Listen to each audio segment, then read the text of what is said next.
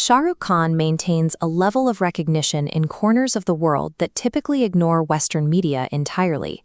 More people on Earth can identify his face than Tom Cruise's. He commands a physical mobilization at the box office that transcends normal celebrity fandom, with fans celebrating his releases as if they were national holidays.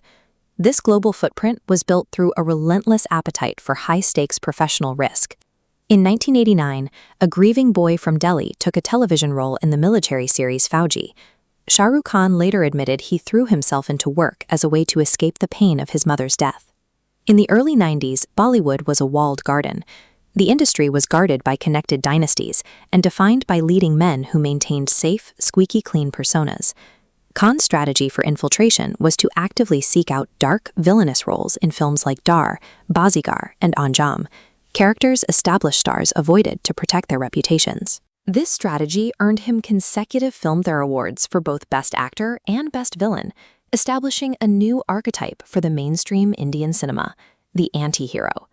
He proved that an outsider could conquer the industry by becoming the exact kind of monster the system was afraid to touch.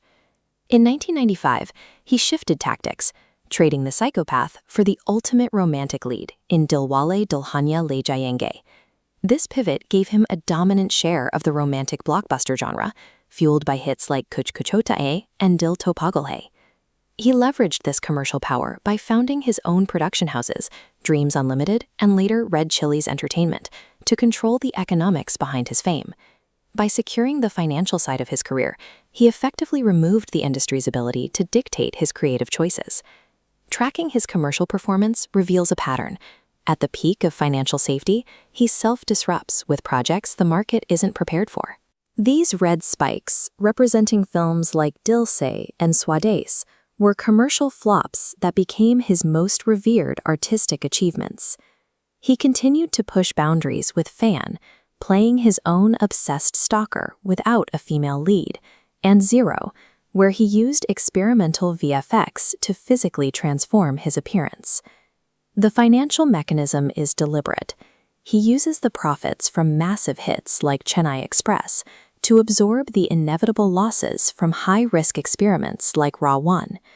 In this model, box office failure is a necessary R&D tax he pays to evolve the technological and narrative limits of Indian cinema. Following the failure of Zero, critics declared the Shah Rukh Khan era permanently over. He answered in 2023 by pivoting to high-octane action, shattering global box office records with Pathaan, Jawan, and Dunki in a single calendar year. This comeback confirms his transition from an employee of the industry to an independent entity that dictates its own terms. Real legacy is not a flawless win record.